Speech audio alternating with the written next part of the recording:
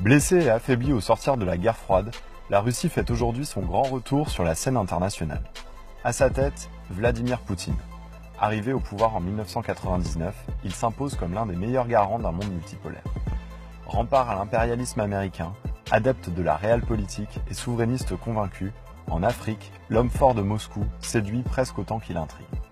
Dans ce numéro d'Afro Pertinent, le chroniqueur géopolitique Kémy Séba reviendra sur les relations méconnues entre la Russie et l'Afrique.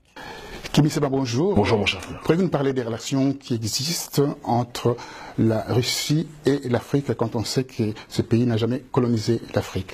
Alors mon très cher frère, lorsque l'on évoque le fait que la Russie n'a jamais colonisé le continent africain, c'est d'ailleurs le propos de Mikhail Margelov qui est le représentant de Vladimir Poutine auprès de l'Union africaine, lorsqu'on analyse les choses dans le fond et dans les faits, on se rend compte que c'est beaucoup plus complexe que ce qui est énoncé.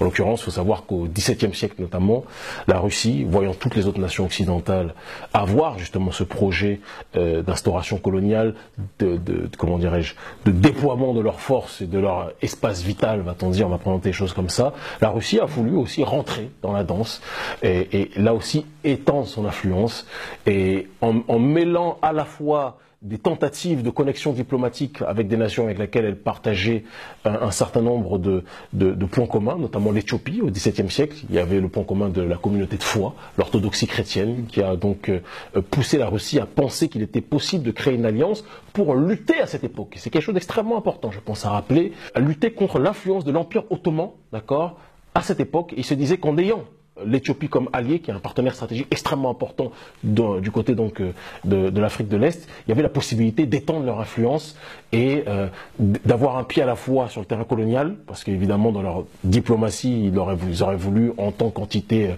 russe être ceux qui avaient la plus grande partie du gâteau. Mais le problème, c'est que ce n'est pas quelque chose qui a abouti à une diplomatie, ou du moins un partenariat réel. C'est-à-dire que ça a été une diplomatie balbutiante, mais ça n'a pas été une diplomatie qui a été véritablement efficiente. Je pense que c'est extrêmement important qu'on précise des choses et qu'on les contextualise dans ce sens-là.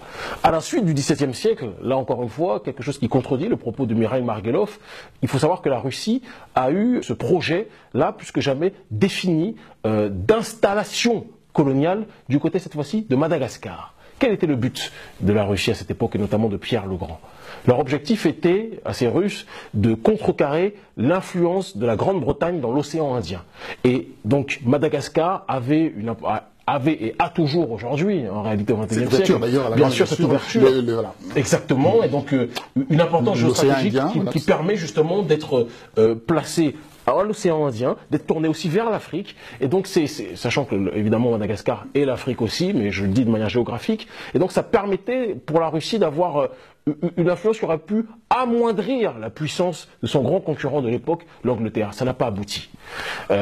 Pire encore, au XIXe siècle, et c'est là où, quand on parle du fait que la Russie n'a jamais eu de procès colonial, véritablement c'est du révisionnisme ou une insulte à l'histoire, les Russes ont été plus loin dans leur processus. Il faut savoir que donc, comme on le dit, XVIIIe siècle, XIXe siècle, rien n'a abouti, mais XIXe siècle, ils ont quasiment voulu installer, même clairement, ils ne s'en cachent pas, c'est dans les annales historiques, hein, la nouvelle Moscou à Sagalo, qui est l'actuel Djibouti. Donc, quand on entend quelqu'un comme Mikhail Margelov énoncer que la Russie n'a jamais eu de projet colonial, on est obligé d'un minimum sourire. Le fait est que la Russie s'est sentie pendant très longtemps éloignée, ostracisée sur cette scène politique où les puissances coloniales avaient pris de l'avance parce qu'elles étaient toutes capables d'acquérir un certain territoire, mais l'emplacement géographique de la Russie ne lui permettait pas d'avoir une facilité d'extension dans des pays aussi reculés que le continent africain et autres. Et qu'est-ce qui s'est passé ? La Russie a fait preuve là, à ce moment-là, d'un pragmatisme et a compris que si elle n'était pas capable d'établir justement une concurrence efficiente vis-à-vis des puissances occidentales, il fallait qu'elle se place sur un terrain qui n'était jamais occupé. Et c'est quelque chose qui, donc, du 19e siècle au milieu du 20e siècle, d'accord, est devenu, et c'était une question qui a germé plus que jamais, et qui a vu naître donc autour des années 50, justement, le concept du souverainisme. Et avec des velléités expansionnistes quand même derrière tout cela. Bien sûr, il y a toujours eu des velléités expansionnistes. C'est-à-dire qu'aujourd'hui, en politique, on le dit toujours, on ne le répétera jamais assez, il y a toujours des intérêts, il n'y a jamais d'amitié. Rien ne se fait avec amour, rien ne se fait avec gentillesse, rien ne se fait avec naïveté, tout est toujours calculé. Et la Russie n'a jamais été, comme vous le dites très justement, dans une vision des choses visant à la présenter comme une nation passionnée par la justice, la fraternité ou autre, mais simplement c'était un pragmatisme. Elle s'est dit que par rapport à son positionnement, si le terrain du colonialisme était un terrain qui était extrêmement pris et qu'il valait d'être en perte de vitesse par rapport aux autres nations, il fallait occuper un créneau qui, là, n'était pas occupé par les grandes puissances. La Russie a foncé dessus. Il faut savoir qu'au départ, Staline, au début du XXe siècle, il n'était pas du tout intéressé par la question des pays du Sud et par l'Afrique. C'était pas du tout son projet. Il était dans une autre confrontation, il était dans une autre opposition, il était dans une autre réflexion des choses, dans une autre vision des choses. Le tiers-monde n'était pas sa problématique principale. Il a fallu attendre Nikita Khrouchtchev pour que le rapport diplomatique de la Russie au tiers-monde et à l'Afrique prenne une autre intensité. Et rapport militaire aussi d'ailleurs. Bien sûr, évidemment, sachant que l'un ne va pas sans l'autre, puisque dans la projection russe, évidemment, toute démarche diplomatique va de pair avec une démarche militaire aussi, et va de pair aussi avec une démarche commerciale et économique, c'est évident.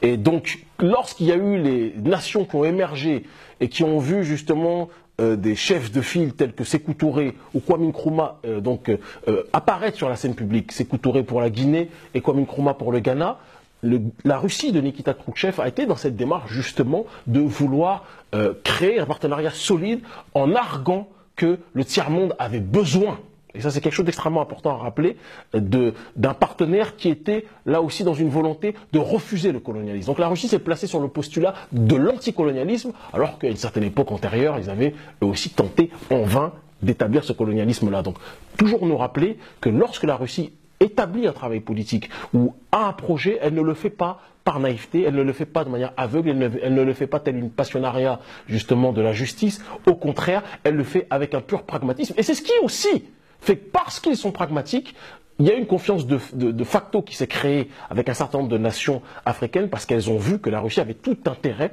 à tenir ce rôle justement de figure de l'anticolonialisme et de garant de cet anticolonialisme-là, parce que comment dirais-je, il en résultait de sa toute-puissance sur le terrain justement de ce concept de souverainisme qu'on essaye d'évoquer depuis un certain temps. Alors on peut imaginer que donc c'est la Russie qui a amorcé en fait ces facteurs de décolonisation de l'Afrique. Alors amorcé peut-être pas, mais accompagné sérieusement, certainement.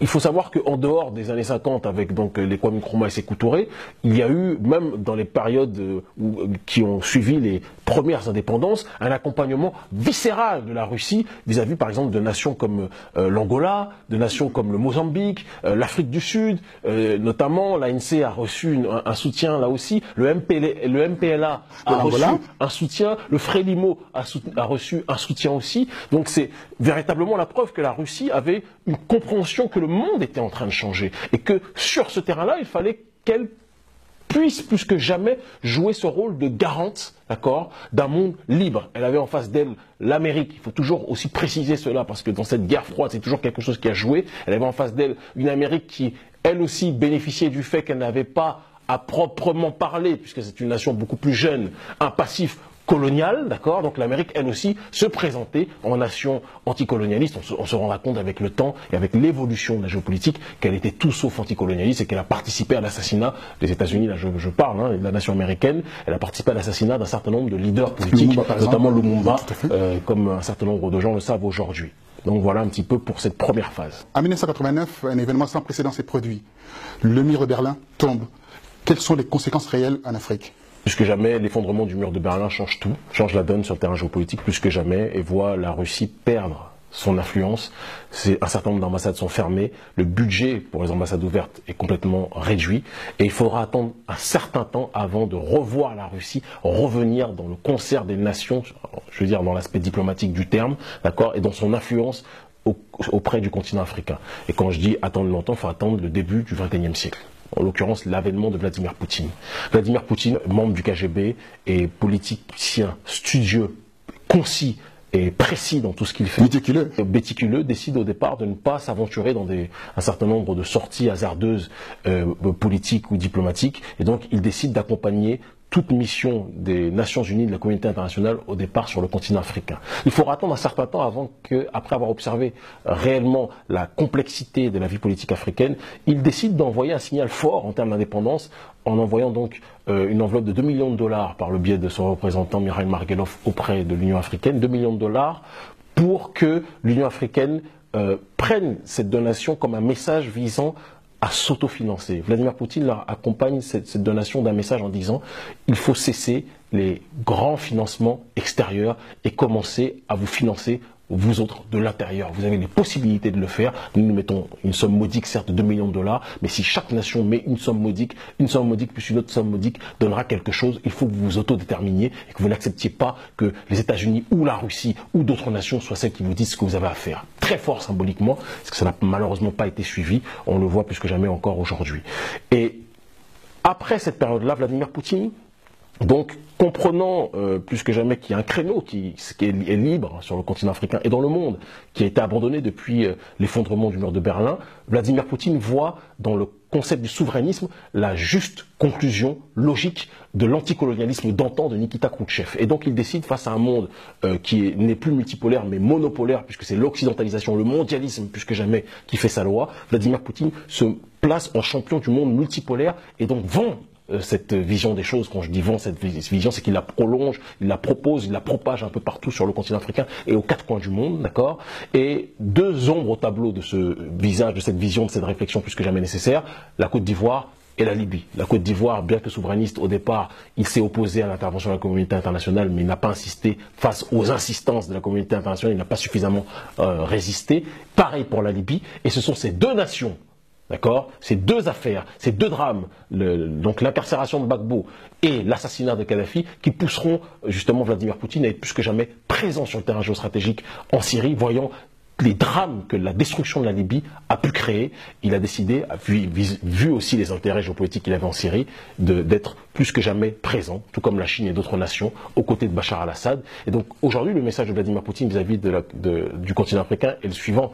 Il déteste l'instabilité politique, donc il ne peut pas s'installer dans des endroits ou établir des relations fortes avec des nations et des régimes qui ne sont pas solidement ou durablement installés. Par contre, toute nation qui s'installe dans une démarche de pérennité et de pérenniser, de stabilité, Vladimir Poutine essaie d'établir un certain nombre de contrats sur le terrain économique, sur le terrain politique, sur le terrain social, sur le terrain du conseil militaire aussi. Et donc on est peut-être à l'aube de quelque chose de très grand dans la diplomatie africaine russe. Merci, Kémy Séba. C'est moi qui vous remercie. On se retrouve pour le prochain numéro d'Afro Pertinent. Merci. Au revoir, mon frère.